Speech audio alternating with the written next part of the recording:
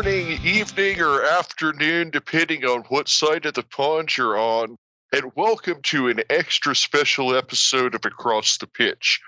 My name is Phil Kennedy, and I'm joined today by my co-host Tony Robinson, and we have a very special interview where we're welcoming David Walker of ReadButNeverRead.com back onto the show. And now, if you remember David from our Manchester City worst signings episode, you will know that he is a City supporter, but also has grown a bit of a soft spot for Accrington. So first, welcome back to the show, David, and then tell us a little bit about what made you first start taking an interest in Stanley and in your first experience of game.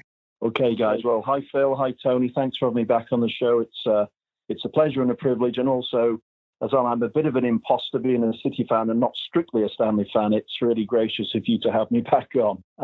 My first experience of Stanley came back on the 25th of March, 2017. I've got a great friend, Peter Leatham, as you know, is the official supporters club chairman. He's a personal friend. He's a great guy. And I'd invited him to a Man City game at the Etihad. He watched City in one of their championship seasons as my guest. And he returned the favour on the 25th of March 2017. It was Accrington were playing Grimsby. And Grimsby are actually my hometown team. So if I've got three teams in my life, it's Manchester City, Grimsby Town and Accrington Stanley. Now, bear in mind, where I live in Worcestershire is a good, 150 miles from Stanley. This particular day worked out. It was a perverse day. It was a sad day, but it was a happy day. I had a great friend called Philip Entwistle who lived in a place called Nelson, which is about 20 minutes from Stanley. Now, Phil had terminal cancer, and I combined my visit to see Phil with going to the Wham Stadium. It was an emotional day for many reasons. Spent a couple of hours with Phil. And at the time, I wasn't aware that it would be the last time I saw him. He died from cancer just before the start of the following season in the August. So it was a very poignant start to the day. And when I reflect back, a very sad day. However, the day, it was great to spend time with him, but then drove across to the Wham. It was a beautiful sunny day and was met by Peter. And this unseasonably warm day just got warmer as the day wore on, as I was introduced to Andy Holt, the chairman and the owner, and a myriad of characters in the stand as we watched the game. It was a really, really heartwarming experience.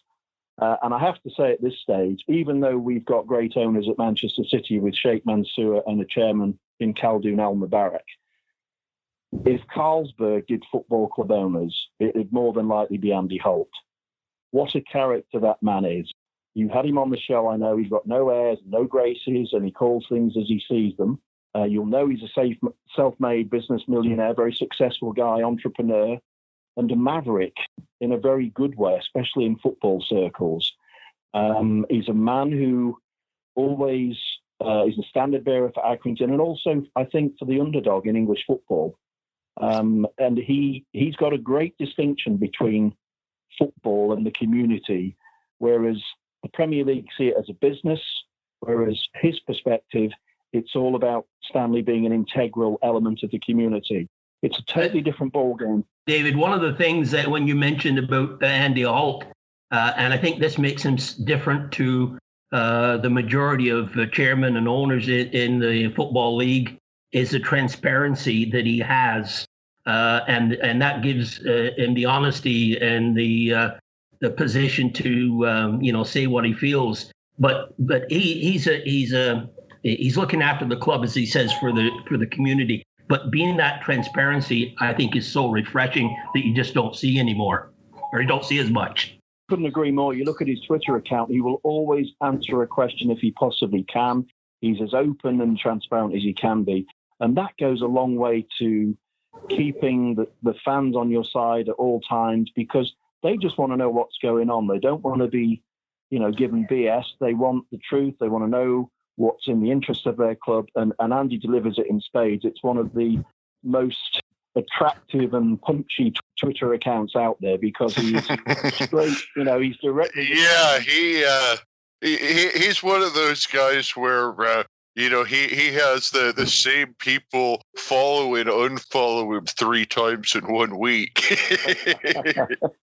And the thing about Andy that I wanted to bring up, because I think this is something that really doesn't get brought up enough and is really underappreciated about Andy, is the financial sacrifice that he honestly makes to run the club.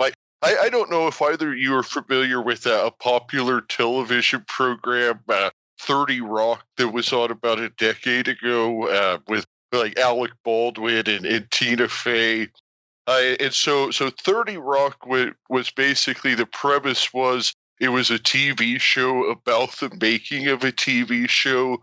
And one of the big jokes on the show was Alec Baldwin, who was the network executive on the show. He would say, well, this show here takes up 95% of my time and makes 3% of the company's profits. And I just, to me, that's what Accrington is to Andy Holt. I mean, realistically speaking, it's something that probably takes up 75% of his time. And in a good year, Accrington Stanley is going to make 1% of his profits. I mean, if he spent all of his time on making plastic boxes and none of it on Accrington Stanley, he'd probably be a lot wealthier than he is. I mean, it's a huge personal sacrifice that he makes of his time to be on Twitter answering these questions, to be coming on our show, to be coming on every show that you see him go on. I mean, this is a man who really, he could be doing other things, making more money. Instead, he's putting all of his time and effort into this club that, he was asked to take over. He didn't ask to become chairman of Accrington Stanley. This was something that he felt he needed to do for the community. Absolutely. And as far as I'm aware, Andy wasn't a huge football fan before Accrington approached him. And no, not at all. So he only really got immersed in football in 2015. So he's a latecomer, but being a latecomer, I think he makes it a virtue rather than a vice, because he sees the world, and he sees the world of football especially, through different eyes. He's a man who he challenges conventional football wisdom, if I can call it wisdom in inverted commas. Yeah. And he keeps asking why. Yes, which exactly. Is a very awkward. It's a very awkward question. I'm an ex-journalist, and you get the who, what, where, but the why is the big, expansive question, which demands the big, detailed answers. And a lot of the football bureaucrats, they run scared of him because they can't explain the why, or they don't want to explain the why. And Andy's incredibly perceptive, and I know he's got some very firm views on the financial structures that presently are in place in the English football pyramid. And I know he's got grave concerns, which will have got even worse with the COVID-19 situation, that the rich are getting richer and the comparatively poor are getting less and less from the billions of pounds which are slushing around in English football. Well, he wasn't part of that establishment, really, was he? And when, as you say, it's an asset with him coming in when he did. He's such a community-based individual that he saw this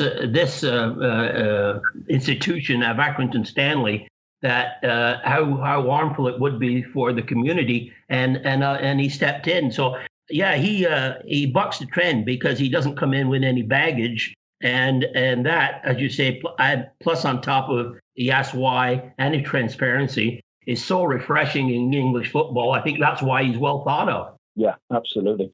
I mean, the tale he told me, his first game he was invited to at Accrington was a pre-season friendly back in 2015. And it was against his hometown team, Burnley. Now, bearing in mind, this was just a pre-season friendly. And when I met him at the Grimsby game, he was saying he came along, brought some friends, Burnley affiliated, and he wanted a beer. But after about, I think it was 18, 20 minutes, pumps had run dry. Accrington were in such a state, unfortunately, they didn't have the beer in the pumps. They couldn't pay their bills.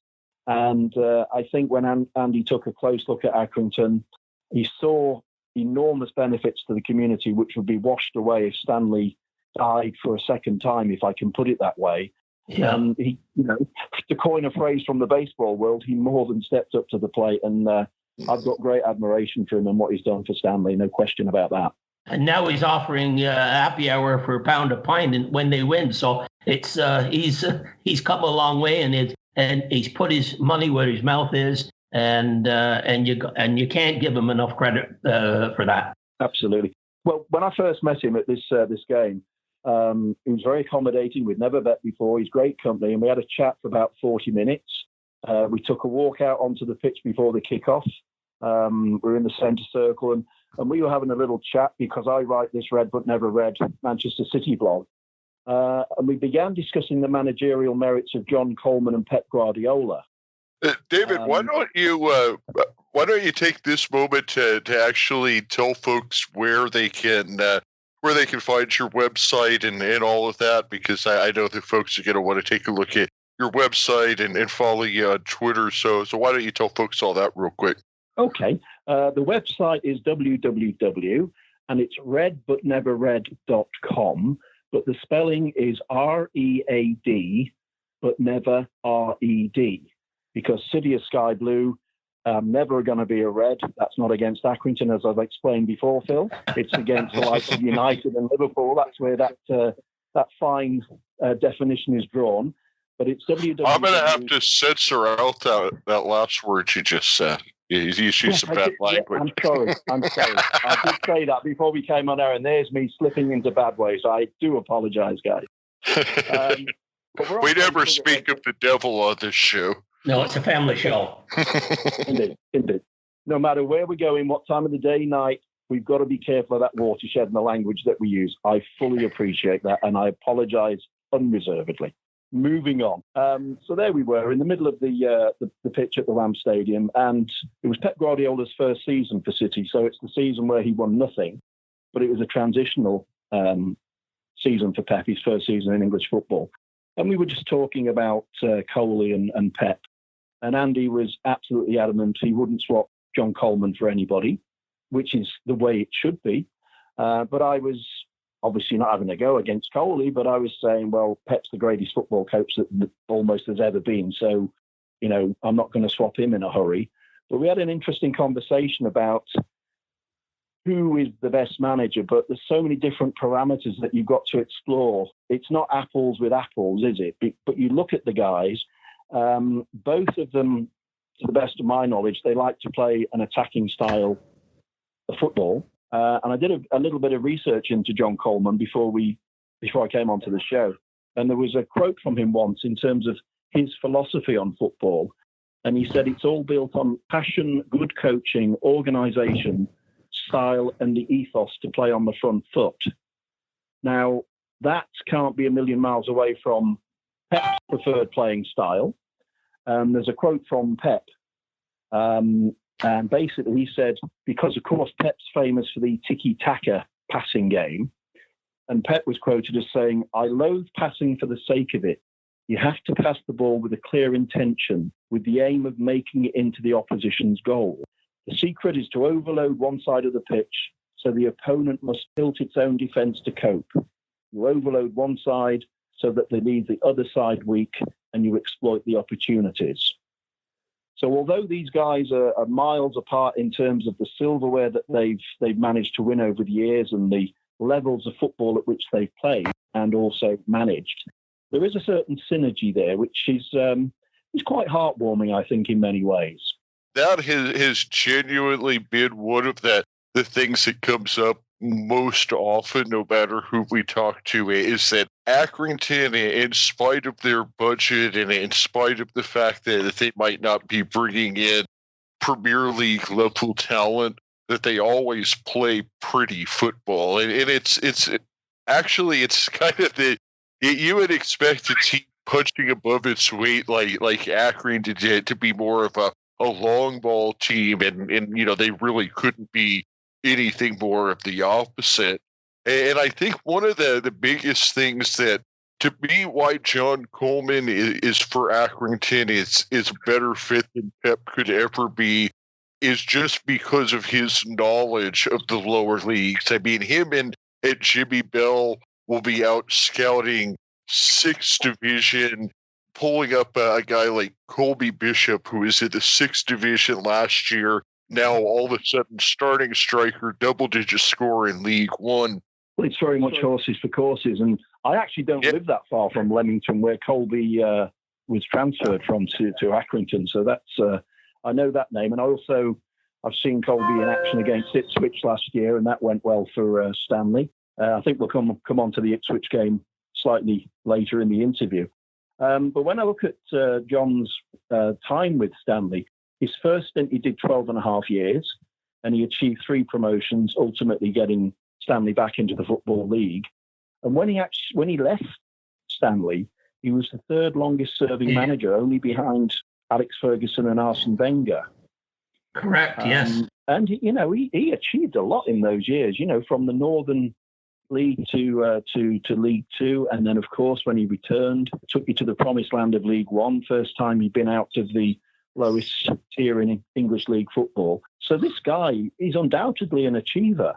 And I think rightly was saying, how would Pep fare at that level if he didn't have the resources, which he's always been fortunate enough to have at Barcelona, Bayern Munich and Manchester City. I mean, that first season I mentioned when I first met Andy, it didn't work for Pep because his philosophy and his playing style is second to none. But it's like anything in life, it's only as good as the tools, if I can use that word, but in this case we're talking players, that are at his disposal. And it wouldn't work for Pep in the first season because he puts a great deal of emphasis on wing-backs, overlapping wing-backs, and the ability to get down the wing and invert the full-backs and do it at pace.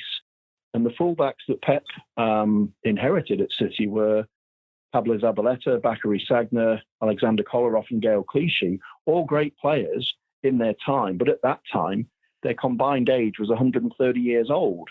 And that really wasn't going to get the job done. A lot of it kind of goes back to that age-old debate about, how many Formula One races would Michael Schumacher have won if he was driving for Ford instead of Ferrari. It's kind of, Pep has always had that Ferrari to drive, and it's kind of interesting to see, even if he was coaching maybe, say a Bournemouth or a Burnley and had those resources, it would be interesting to see how he would fare. I think what both of the guys do successfully, both John and Pep, though, no matter what level of football they're playing at, I think they genuinely improve the players under their stewardship. So you can have budgets and you can have playing philosophies, but I think both of them actually improve players who play for them. They bring an extra, they can get an extra 10%, 20% out of those players. And they bring obviously organization and discipline, but they've got that sort of X factor where they will extract the maximum from the potential of any given player under their stewardship. One of the things when you touched on that, David, is with John Coleman, when he meets a player or does the scouting, more so for the players like a Colby Bishop, that he's going to sign to a contract as opposed to a loanee. What he looks at is the character of the individual and the drive, the passion in their eyes. And he gets a player. He has a system similar to Pep, where he gets the players in to work with his system, as opposed to some managers inherit a team and then they change the system to fit the players, or they have a system and they try to get the players to play their system, and it doesn't always work. And I think the similarity between Pep and Coleman is they get the players with the hunger, desire, and the passion to play with the system that they both operate with. Yeah, I think that's absolutely right and imperative in terms of the success of both the players and the team when they come together. And the other aspect, I think, I'm not sure how John goes about it, but as a City fan looking at the club, I know that they put a great premium on the character of the person that they're buying rather than just the talent and the playing abilities, because that person has to come into a dressing room and harmonise with the squad. You can't have prima donnas or people are going to throw tantrums.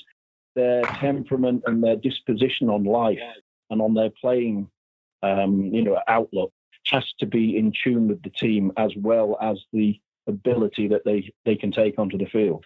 Well, one of the things that 100%. I think came out with maybe Jimmy Bell might have mentioned it, Phil, was that some players they when they come into the changing rooms at especially at Stanley that are have to be sort of improved. They come in from maybe on loan or from a higher club, and they look and they go, oh, this is not for me. Turn around and walk away. And so they obviously know then that that's not the type of character. They don't have the character that Stanley's looking for. But when somebody walks in and sees the setup of the ground and the facilities, they roll their sleeves up and they get going. They're the ones that the Coleman and Jimmy Bell look at. Yeah, absolutely. I think that everything that you're saying is 100% because that's what we've talked about. I think not just with Jimmy Bell, but with everyone we've had on is that, every player that comes into Accrington, I think it goes back to your famous question, do they buy into the badge? And I think that's what David's getting at is that Pep is not only looking for talented players and players that fit his system, but guys who are going to buy into the badge. I mean, I think if you look like a guy like Vincent Kompany, he's probably Mr. Man City, if you will, over the past decade. And I think that maybe, he would be kind of the mold of a guy that has the attitude that Pep's looking for. Well, Vincent was, he's an absolute legend. He's a hero. He's everything, both on and off the field, because he had a testimonial when he left us. He left at the end of last season, of course, and his testimonial was last September. And whatever money was raised from that, and it was a 7-figure sum, that was donated to helping the homeless people of Manchester. This guy, he's got it all. He studied and achieved a business degree while he was playing with City. He's just a leader both on and off the field. And when you look around the world in these difficult times of the coronavirus, he's the sort of guy you'd want almost leading a country because he's got all of the acumen and the humanitarian qualities that you could ever require. And to add that to his bow, he won 4 titles for Man City. So it's just a question of where's that statue going to go and when are we going to put it up outside the Etihad? Yeah, absolutely. I mean, he's just a legend, and that doesn't even mention his international play, with Belgium finishing 3rd in the World Cup in 2018 as well. I mean, that the guy is just, a legend in a place where just about every guy on your roster is a legend these days.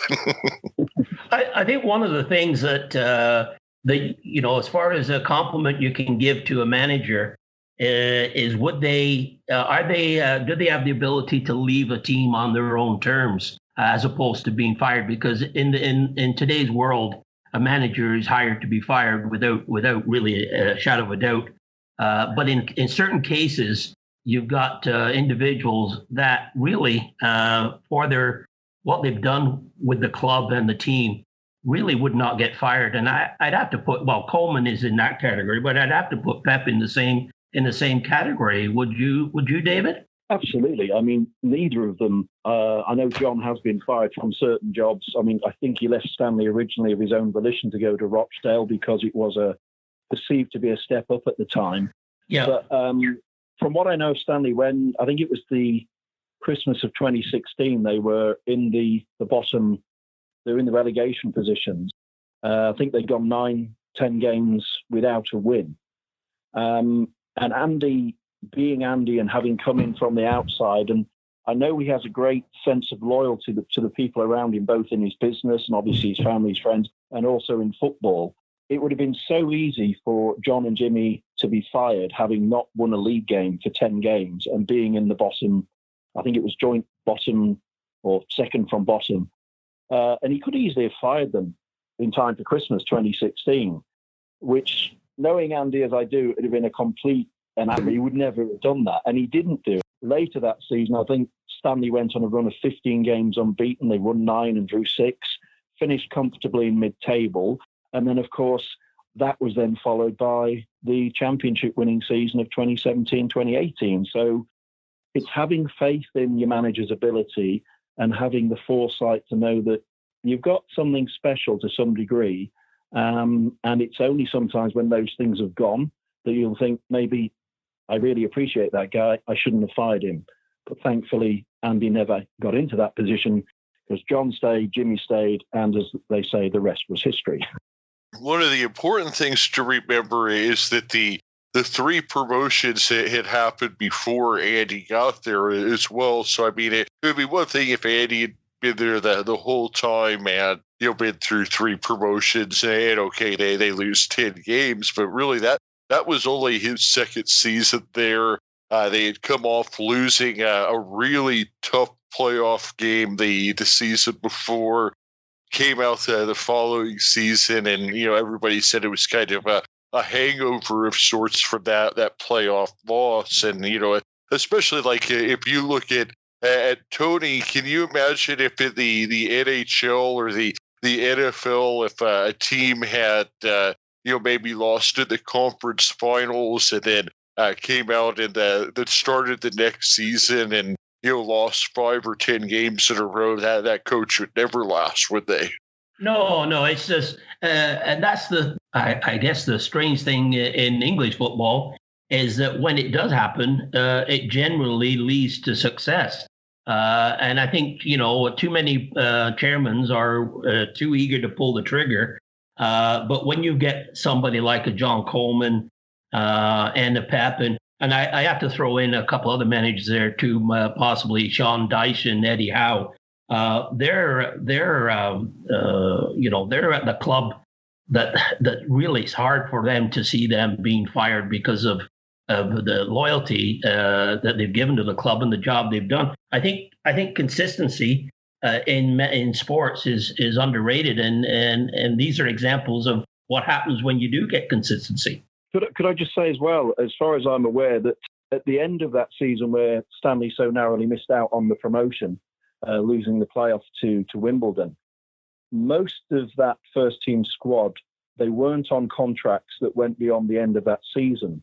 Right. And I think it was something like 16 or 14 players left, which meant John and Jimmy they didn't have to reshape the squad. They had to completely revamp it. And I think you had 16 players come in. The playoff team did lose more than half of the starting lineup. Half the starting lineup in the Wimbledon match weren't there at the beginning of the following season. More than half. Really, they had a very big turnover several times. 2011 is the one that always kind of gets mentioned. And yeah, I mean, at that point, it was all one-year contracts. It wasn't really until Andy Holt came in that they started offering the 2-year contracts. So it was, every year it was a matter of, are you going to be loyal to Stanley, or are you going to go and find more money? And, obviously every year there'd be a fraction of guys that would go out and find more money. So it was, it was a constant turnover. And that was what I was getting at earlier about them having to, stand out in the rain and scout 6-tier guys. Because, I mean, even, this year when he had a guy like Billy Key retire, they were out having to find a guy like Colby Bishop and a guy like Dion Charles, who were both playing non-league last year, to go and replace a guy who's, maybe the best striker that ever played for the team. I mean, so if you put that into context in terms of the turnover in the squad, to actually end up finishing, I think it was 13th, is a really good, consistent season, which then obviously was the launch pad for the League Two championship campaign. But I think it goes back to what Tony said, it's continuity and it's consistency. And these are two things which are often undervalued, but if you stick with something and you stick with your manager, it comes back eventually and it pays off. And happily that's happened at Stanley. And I think too, as Phil alluded to, when Andy Holt started offering longer contracts, he said if we are developing a player, if a team wants them, they're going to have to pay. And not only did that help with the building of the squad, it did provide funds that obviously came into the club. But I think that's a key thing, is that John Coleman didn't have to do a rebuild every season because he had the core of a squad that was under contract. It's a world of difference, doesn't it? Yeah. Yeah, I mean, now you're starting to see guys that have been with the club, 5 seasons. Seamus Keneally, Sean McConville, Jordan Clark. He's in his 4th year now. So I mean, you're starting to see continuity of the squad, and that does pay off. But it's still not to a point where we get to keep everybody. Jordan Clark, he's out of contract. He's probably going to take a look at the championship this year. So it's still always going to be a matter of things being in a bit of flux, but it's not going to be that complete rebuild. One of the big things that Andy Holt has said is that staying in League One is particularly important in terms of them being able to offer longer contracts, because basically, as long as they continue to be in League One, he can work off of a 24-month plan, because they're guaranteed another 24 months in the Football League. If they drop down to League Two, then he has to kind of go back to more of a 12-month plan. Well, Andy obviously brought his business acumen into the club. He had a hell of a job on his hands when he came in, but he did it, and he did it step by step, and he put the foundations in. I love the fact that the community was always at the centre of everything that he did. And nowadays, obviously now Stanley are more than a viable proposition. I think they're probably, got a value of £5 to £6 million, whereas when Andy came in, he was inheriting debt. So not only has Andy turned the club around, but he's had John Coleman and Jimmy Bell as the constant, managerial team. They've done wonders on the pitch, which has given Andy the wherewithal to transform the stadium and do all manner of things, working in concert with the fans. And what I found on that first visit to the WAM was the warmth, the honesty. We talked about the transparency, but the fans, there was a pragmatism in the stands, a self-deprecating humour, and the kind of resilience which, has seen Stanley come back from the dead, pick itself off the canvas, and more than one. And I was sitting in the stand with Peter Leatham, and the guys around they were diehard fans, but they had a really nice dry sense of humour, and it was a really, really pleasant day. As it happened,